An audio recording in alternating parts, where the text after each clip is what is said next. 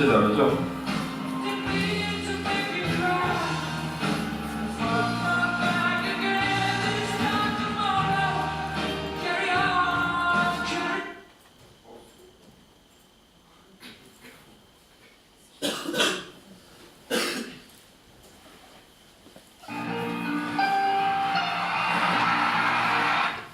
지금 제가 봐야겠네.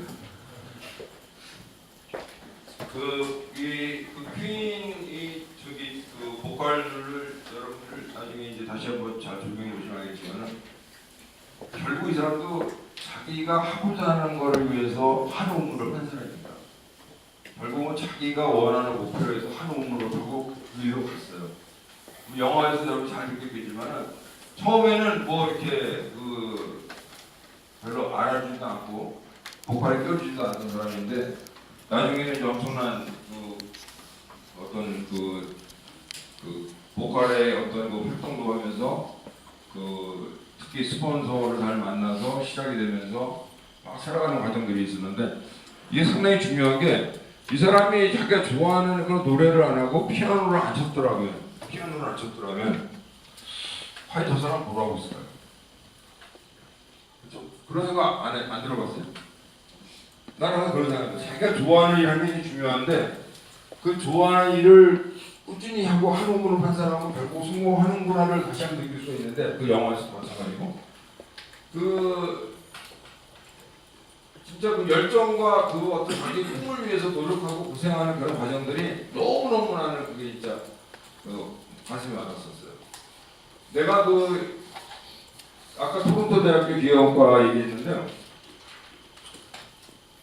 지금도 그게 불과 40년 전 얘기지만은 그 생각나는 추억의 그 대학 생활이 어떤 거였냐면 제일 나한테 아름다운 생활이었던 시절이 밤 11시부터 아침 7시까지 커피숍에서 커피 파는 거였어요. 지금도 아주 그 순간을 생각하면 가슴이 뿌듯해요. 막 그 마음이 아주 굉장히 흥분되고 개방되고 밤 11시부터 아침 7시까지의 시간이 아무도 일을 하는 거를 원하지 않기 때문에 돈을 제일 많이 줘요. 근데 그 시간은 손님이 이렇게 안 맞기 때문에 자기 공부를 할 수가 있어요. 또 그 시간에는 뭔가 이렇게 앉아서 사람들이 있으면은 대화를 할 수가 있어요. 시간이 좀 많이 여유가 낮에 비해서 있으니까. 그럼 그때 영어를 열심히 제가 노력해서 영어를 배운 거예요. 그러니까 지금은 영어하고 일본어하고 한국말 세 개는 편하게 하는데 그때 만들어진 영어가 굉장히 저한테 도움이 됐어요. 특히 거기에 어떤 흑인이 즉 홈레스죠. 그러니까 지금 우리나라 말로 뭐라 그러죠? 노숙자니까 갈 데가 없으니까 맨날 커피숍에 앉아가지고 커피 하나 시키고 하루 종일 있어요. 커피 하나 시키고. 근데 그 사람한테 계속 얘기를 하는 거예요. 너 이 나라는 어떻게 생각하냐고. 영어를 막 설명해 주는데 그때 내가 영어 좀 많이 들은 것 같고 그때 그 공부하던 시절에 그 대학 시절에 왜 저한테 굉장히 가슴이 와닿냐면은 두 가지 포인트인데 그때 그 가게가 커피와 도넛을 같이 파는 데였어요. 도넛을 지하에서 만들고 근데 주인이 마치 한국 사람이다 보니까 아주 그 마음도 좋아졌고 가게 있는 거 마음대로 먹으래요. 마음대로. 그래서 반드시 밤 11시, 12시, 1시, 2시 되면 얼마나 배가 고파요. 여러분들 밤새 공부하는 적이 있는지 모르겠지만 2시쯤 되면요 라면도 끓여 먹고 싶고 무지개 배가 고픕니다. 젊은 나이에. 근데 고맙게 도넛을 먹으라 그러니까 그냥 열심히 먹었죠. 그리고 또 그 밤에 만들어진 프레시한 도넛을 얼마나 맛있어요. 바로 나오니까. 그때 그 추억이 있는데 지금은 내 도넛을 입에도 안 됩니다. 왜 안 되느냐면 그때 너무 먹고 질린 거예요. 결국은 한 달 반쯤 지나니까 도넛을 더 이상 못 먹겠더라고요. 그 주인은 이미 그걸 아는 거예요. 마음 놓고 먹어라. 그 얘기를 미리 한 거예요. 결국 많이 넣으면 못 먹을 거다. 그래서 결국은 그 시간들이 공부하는 시간들, 그 다음에 또 하나는 나는 꿈이 있다. 이 모습이 내가 아니다라는 생각을 하면서 어떤 프라이드를 가지고 일을 했던 순간들이기 때문에 굉장히 지금도 보람되고 그 순간이 생각이 나는데 도넛 샵에 그때는 이제 도넛 더 이상 안 먹지만 어쨌든 아직도 그 시간을 생각하면은 내 마음이 막 뚝방거리고 그때 그 느낌을 진짜 가질 수 있습니다.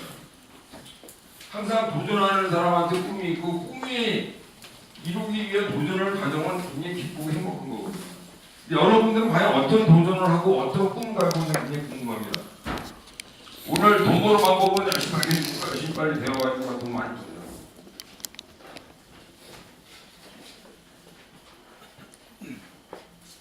자, 피크닉이라는 혹시 그 얘기 들어봤나요? 요즘 우리나라도 많이 생겼죠. 그 집에다가 배달해주는 딜리버리 서비스. 근데 여기가 이제 피크닉이 네덜란드에서인데요. 이게 지금 식료품 구매가 귀찮으니까 그래서 사고 매고 하니까 그 온라인으로 이제 주문해하고 배송을 해주는데 지금 어마어마하게 성공한 사례입니다. 피크닉이라는 회사가. 이 회사의 사례를 잘 보시면은 여러분도 그럼 똑같이 배달하는 게 뭐가 달라? 뭐가 다르지? 이게 상당히 중요하잖아요. 그렇죠? 뭐가 다르길래 이게 대단하게 된 건가를 연구를 해야 되는데 일단 이 사람은 구매는 귀찮다는데 차관이 시작했고 그래서 내가 뭔가 만들어서 편하게 원하는 시간에 배송할 수 있는 시스템을 만들겠다고 생각한 사람이 이 피크닉의 오너입니다. 그래서 이 온라인 구매 시에 배송 시간을 알 수 없고 신선식품에 또 우리 한국은 제일 문제가 저도 그거예요.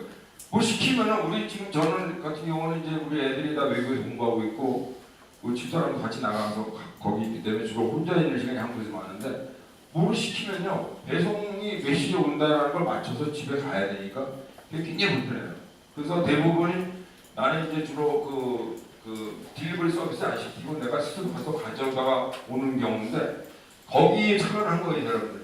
왜냐면 정확하게 배송 시간 알 수 없고 신선식품 같은 경우는 배달했다가 놔두면 썩어버리니까 문제가 발생되니까 사람들이 구매 성향하고 차별대 비스 모델을 한 게 피크닉이에요.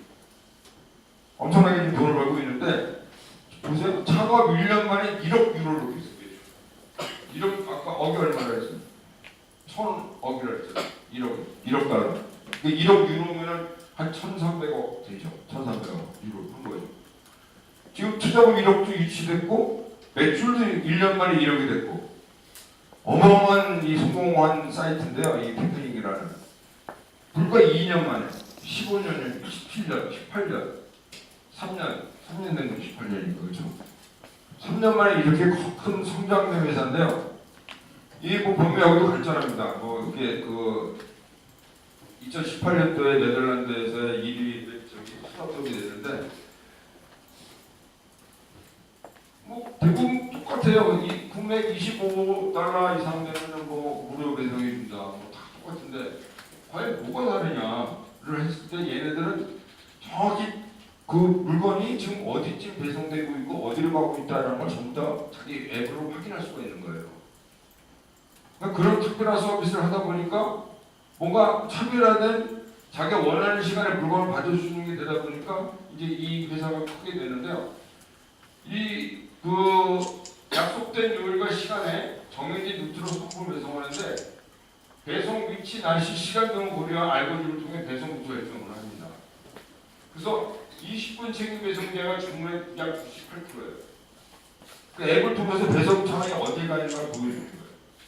여러분 우버 알죠? 우버도 택시도 마찬가지 아니에요? 여러분이 타고서 오면 지금 어디쯤 오고 있다는 거 다 볼 수 있는 거 알고 있죠?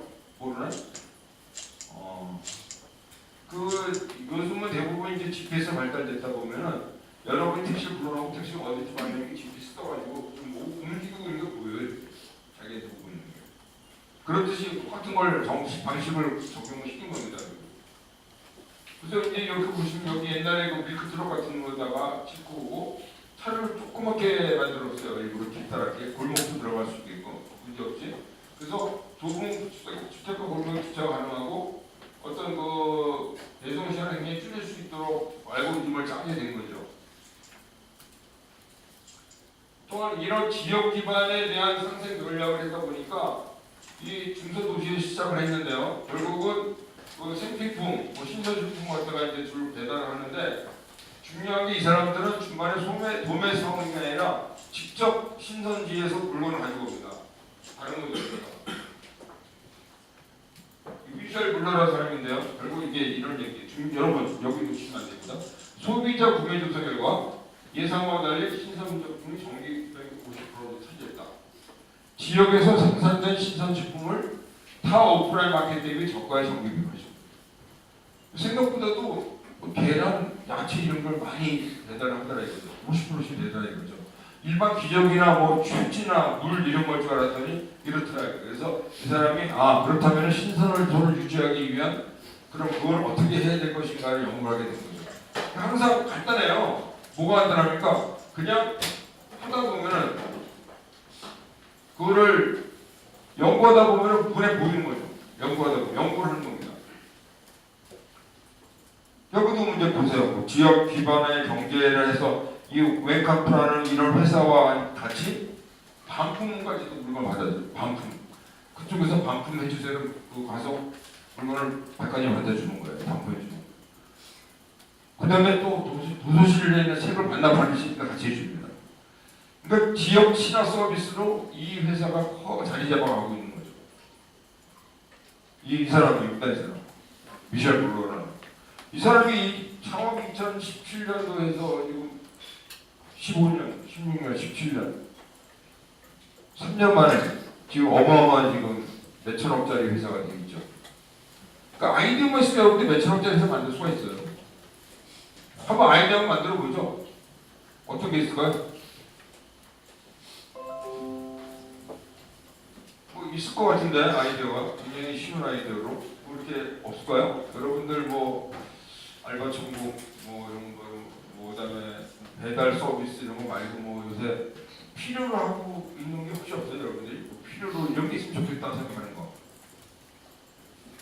나는 그 앱을 하나 만들고 싶어요. 앱을 하나 개발하고 싶어요. 무슨 앱이냐면은 사진은 분명히 찍었는데 그게 그 사진을 다 찾아보려기 힘들어요.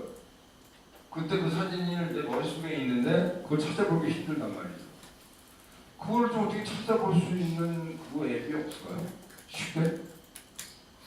나 그거 한번 하고 싶어요. 그럼 떼돈을 벌 것 같아요. 그 앱을 만들면. 가끔 사진이 몇천 장이 있는데 그 안에서 옛날에 그 사진을 보고 싶은데 그거 찾아야 되잖아요. 그냥. 그거 굉장히 힘들더라고. 바쁜데. 근데 대충 이렇게 얘기를 하면은 그걸 찾아주는 그 앱이 하나 있을 수 있어요. 그런 거 좀 한번 해봐요. 여러분들 그거 아마 그렇게 그런 거 개발해갖고 갖고 있으면은 아마 뭐 삼성이나 무슨 뭐 어디 구글에서 저기 어마어마한 돈을 주고 사갈 겁니다. 1,000억 원 줄 거예요. 1,000억 원. 적어도. 그런 어떤 아이디어를 여러분이 생성할 수 있으면 상당히 좋을 것 같아요. 세상은 아이디어 세상이기 때문에 결국은 이런 거죠. 여기도 마찬가지로. 여기 그 당시에 배송 차량이 겨우 4개고 가입자 5,000명이고 웨이팅 리스트를 막 만들어가지고 2주, 3주 동안 웨이팅 있다가 다시 들어오고 하는 이런 건데 지금은 이제는 뭐 굉장히 배송 차량도 많아지고 하다 보니까 이제는 뭐 바로바로 가입이 된다고 합니다. 그래서 고객의 필요성을 찾았고 모델을 수립했고 그 다음에 서비스의 효율성을 제고해서 타 도시까지 개발했는데 이게 지금 네덜란드 시작이 돼가지고요. 뭐 내가 알기로는 그 지금 뭐 그쪽 인근 지역에 프랑스, 독일까지 이렇게 가는 걸로 알고 있습니다. 그 한번 요 피크닉이라는 앱을 한번 잘 보십시오. 그 다음에 요거는 이제 제트닷컴이라는 회사 혹시 아시죠? 제트닷컴 알아요? 몰라요? 아마존 알아요? 아마존? 아마존 대형마켓. 이게 굉장히 간단한 건데 이거를 착안을 못했어요 우리가. 아무도 못했어요.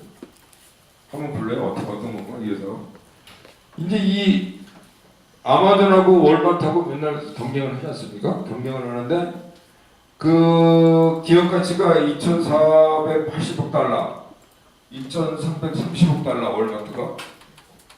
근데 이제 이 아마존의 대항마로 주고받는 스타트업 제트닷컴인데 이 회사가요 작년에 팔렸어요. 이제 어디에 팔렸게요? 누가 샀게요? 월마트 샀어요. 뒤지니까 샀는데 얼마에 팔고 있어요? 얼마? 3,300억 달러. 어마어마하죠. 그러니까 33억 달러, 현재 3억 불이요. 33억 불이니까 우리 돈으로 하면 어떻게 얼마죠? 33억 3조 3천억.